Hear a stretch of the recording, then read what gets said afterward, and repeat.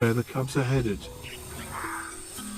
These are their aunts, older sisters, cousins, and one of their fathers.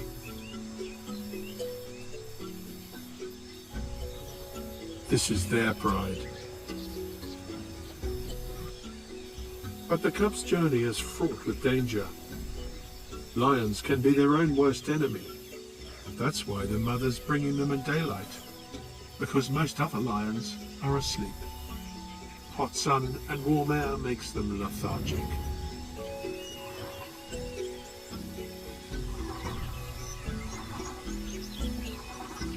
Her sisters have been waiting for her. Between them they have 6 other cubs in 3 different age groups, and the mother lets her babies join the group.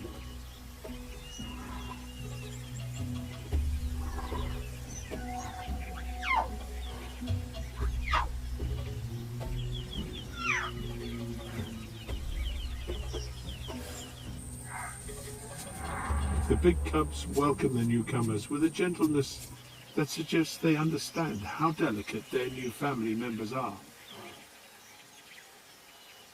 And the little cubs are allowed to do as they please. This would be a pretty typical pride in structure as well as size. But these lions are far from typical. These lions are famous. They're probably seen by more humans than any other wild lions on the planet. From here, their images will be posted all over the world on Instagram and Twitter. As a result, they're perfectly happy with people as long as they stay in their vehicles.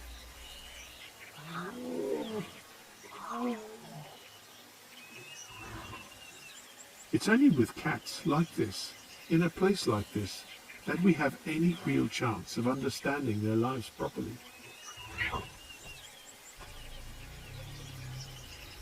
If they weren't completely relaxed around people, we simply wouldn't see them. Lions know all about being invisible.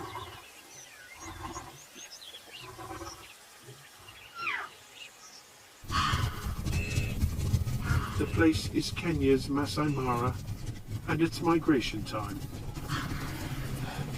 Huge herds from the south come to graze on the short new growth of grass.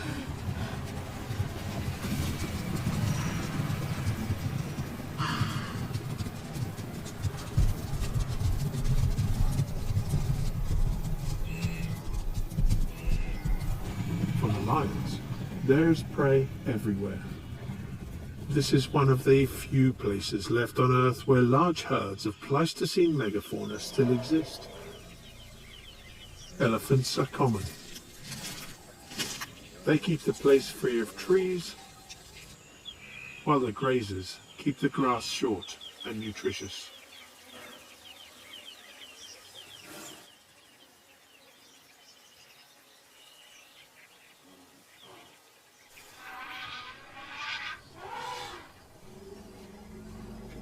And lions have become an integral part of this habitat. Without them, none of this would survive.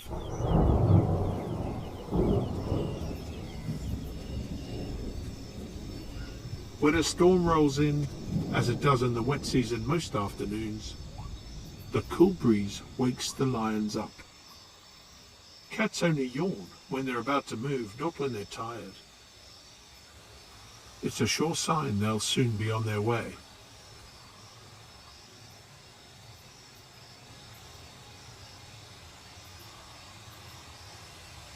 But they're not hunting now. There's no point, as their prey can see them literally a mile off. And here, on this short grass, that is their biggest problem. It took me many years to work out how they solved it. And quite a few more to actually film it successfully.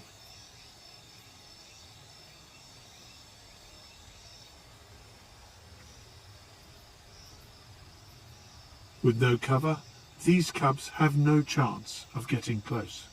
But it's good practice.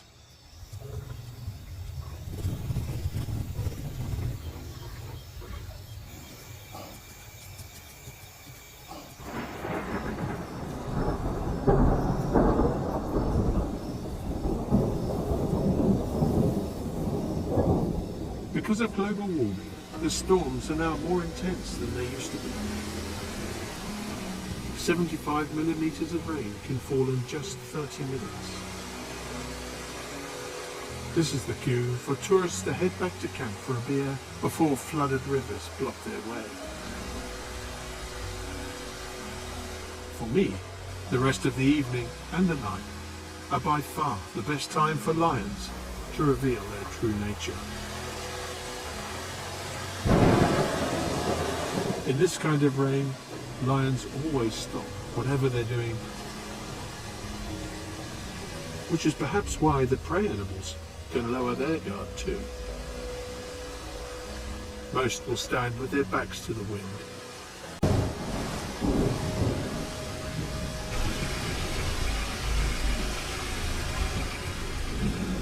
The lions seem impervious to the worst nature can throw at them.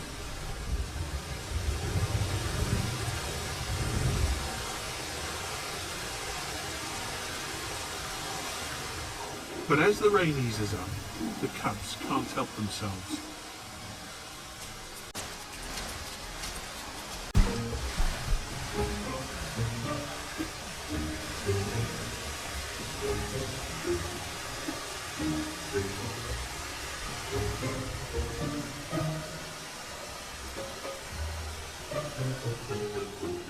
Soon their mothers join in.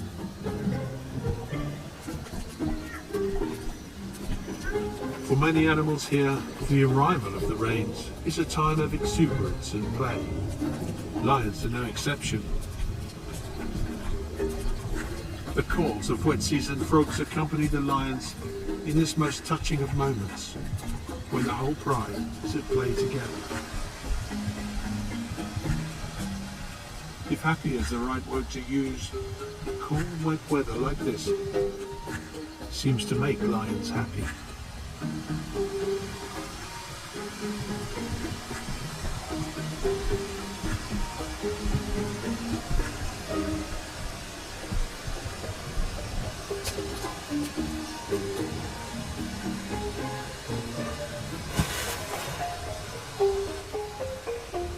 Light levels are dropping fast, and the lions are beginning to think about dinner.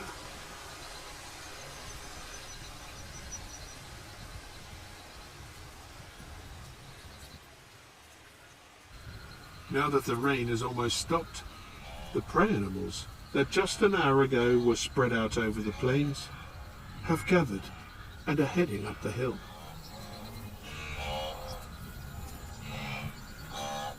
The only explanation I can think of for this behaviour, which happens almost every night, is that the hilltops are further away from the low-lying areas with cover where lions normally hang out. Since there'll be no moon until after midnight, and there's a thick layer of cloud from the storm, it's going to be very, very dark.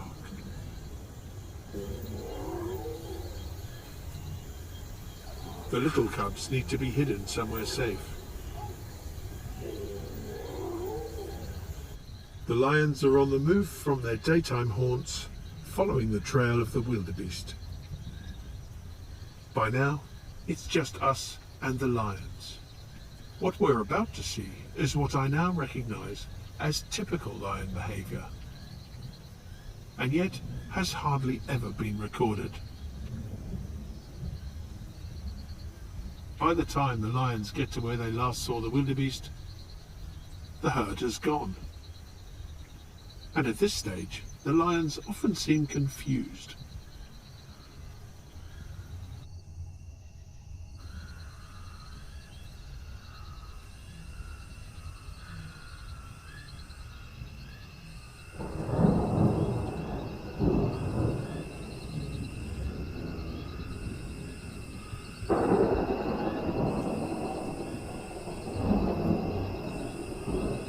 It's now what humans would call pitch black, and no camera can function here without help.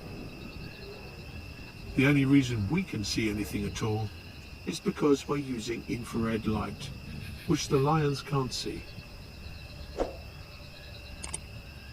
We also have thermal cameras which detect the heat from the warm bodies of animals. and our vehicle is fitted with infrared lights and driven using infrared night vision goggles. The world that these special cameras reveal is already quite different from the daylight world. Hippos have replaced the wildebeest and zebras, cropping the short tender shoots to a perfect golf course length using only their huge lips.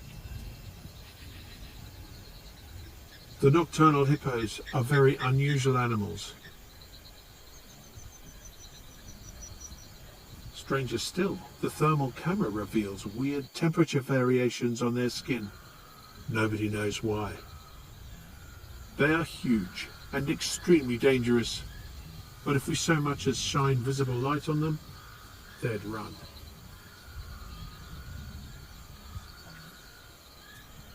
In the darkness, they can't see the approach of a silent predator. Their eyesight isn't that good, but their sense of smell is amazing. Lions can bring down hippos only if they're in a big pride and if males are present.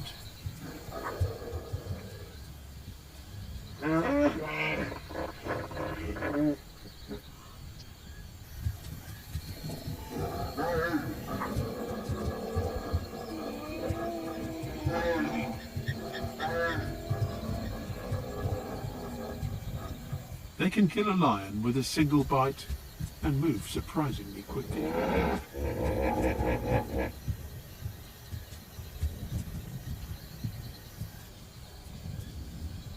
The youngsters enjoy their invisibility. Like almost everything they do, it's just so much fun. And the bravest get to ride the back of a fleeing giant. We call it hippo surfing.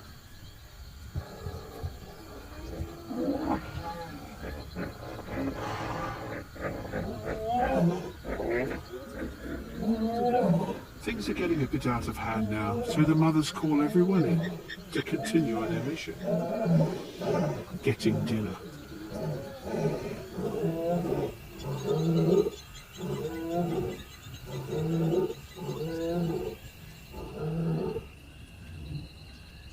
As usual, the mothers seem to have a plan.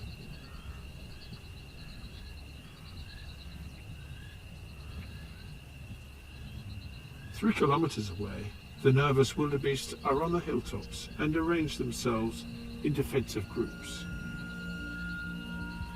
They stay quiet. Sentinels look into the blackness for signs of trouble. It's now so dark that human eyes can barely see anything. Lion eyes are 8 times more sensitive. But for all the animals, it's still a very dark night. The wildebeest have to dip their heads so they can see the world in front of them, silhouetted against the sky. This is the only way they have of seeing a lion. As the cats are countershaded against the dim starlight, the only thing that could give the lions away is the sound of their footfalls.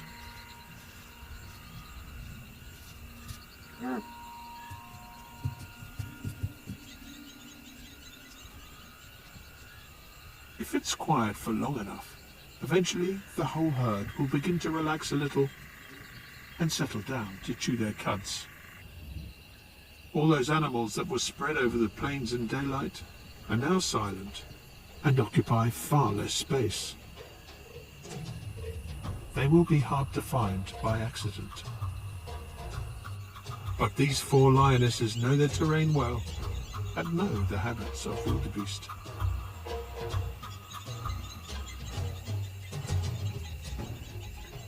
They look as if they're out for a stroll, but this is actually typical lion hunting behavior.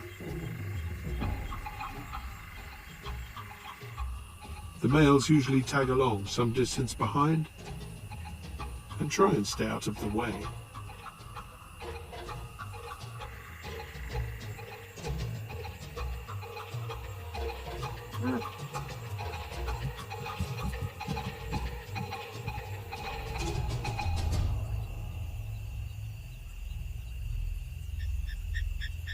Our biggest problem is to not wake the wildebeest with the sound of our engine.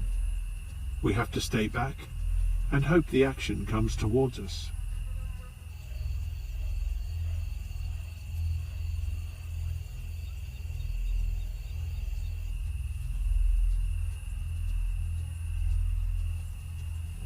Suddenly, as if they all have a plan, the pride spreads out. What happens now always follows a similar pattern. Every lion seems to be operating independently, even the cubs. It appears as if they have a good sense of where the others are and where the herd is.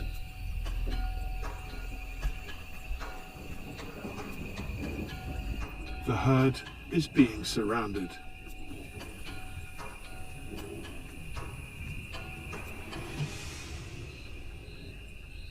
When lions approach settled animals like this, they always stop a safe distance to watch and listen for a while.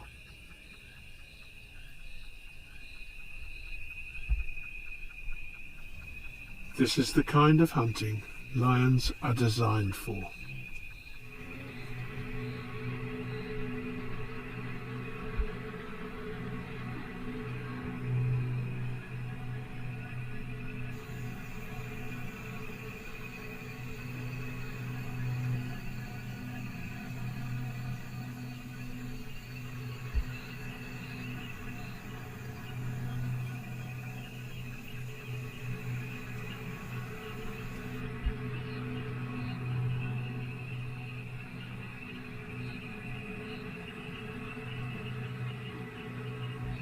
During the day on open plains, they'd never get this close.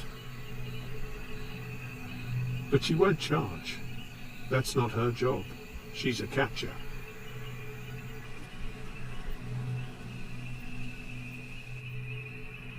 She's waiting for the chaser to pick the right time and place.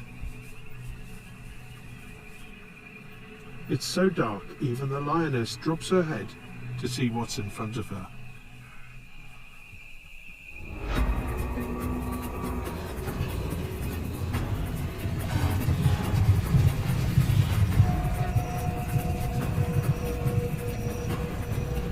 Now the wildebeest are in a state of literally blind panic and drop their heads to get a better view.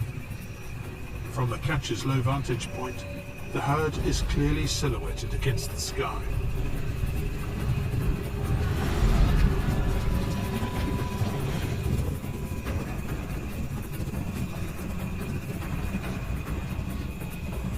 The chaser drives the herd towards where she thinks there might be a lion.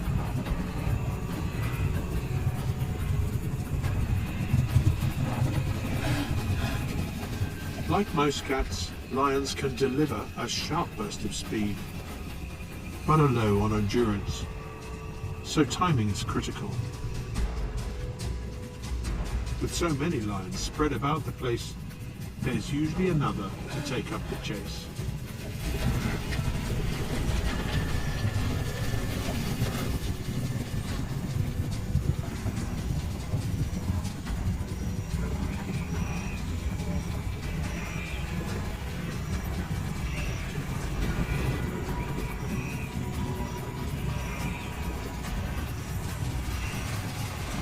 Just to make things more interesting for the wildebeest,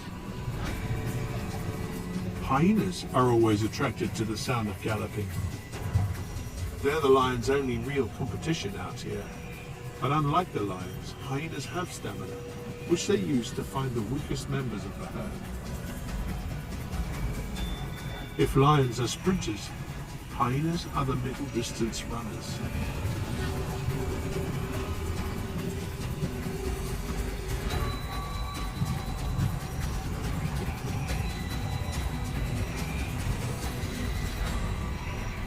But at this time of year, there's plenty of food for both hunters. The lions realize that nobody caught anything. They all missed, and the wildebeest vacate the area. The pride isn't going to starve. They know what to do. And the cubs especially are having the best fun of their lives. The matriarch lets the others know it's time to regroup. This is how a big pride stays together in the dark, as the roar can be heard over 8 kilometers away.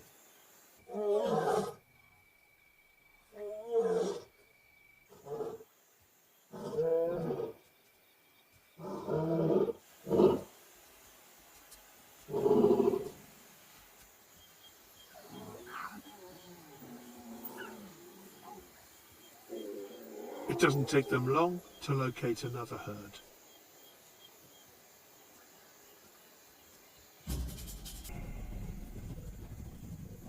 She uses her vice-like grip to administer a suffocating bite to the wildebeest's throat.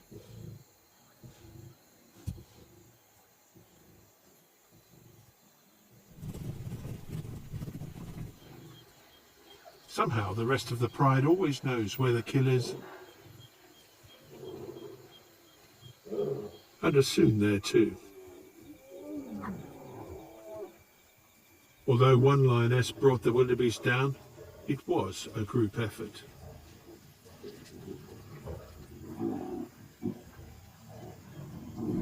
These treeless hilltops are perfect for night hunting.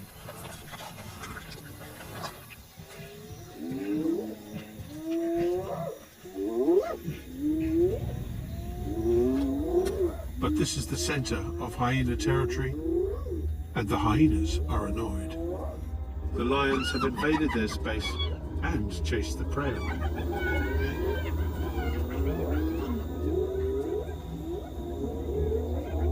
The hyenas pose a real danger to the cubs. But now the male lions get to play their part. They're far more aggressive towards hyenas, and the hyenas know it.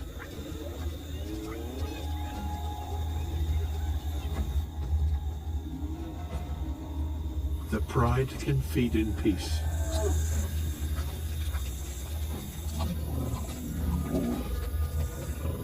Lions can eat as much as 30 kilos in a sitting, which, in case you're wondering, is something like 240 standard hamburgers. Without the bread, obviously. But it's clear there's nothing lazy about lions. They've barely stopped for the last 6 hours. They've walked at least 5 kilometers, chased hundreds of animals, fended off a hyena threat, and caught a good meal.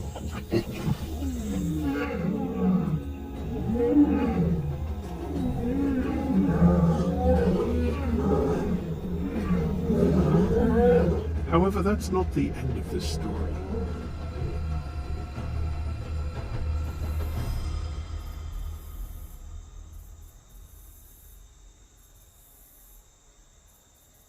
By the time the moon has risen, the pride is fast asleep or relax in their own company.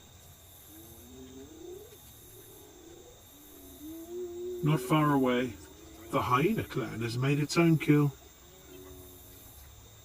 and parties in its own distinctive way.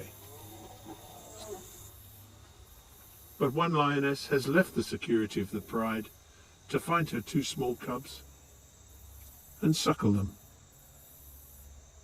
The flashing lights in the distance clearly illustrate the edge of her domain. Land that a decade ago was lion country is now populated by increasing numbers of cattle. Cattle owned by rich people whose original pasture has been leased to wheat farmers. Cattle which are now grazing inside the Masai Mara Reserve.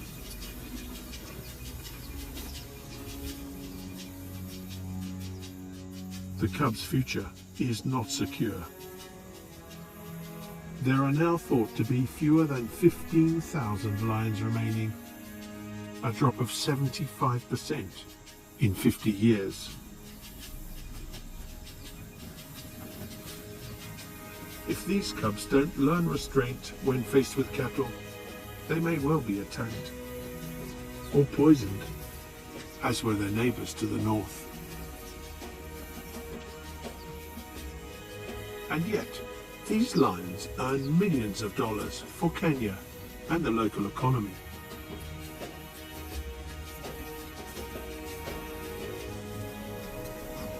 It would be a tragic waste if they too disappeared.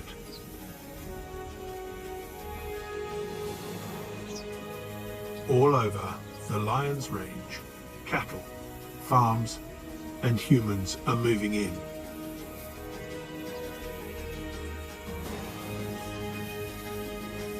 Their prey is disappearing and lions are retreating,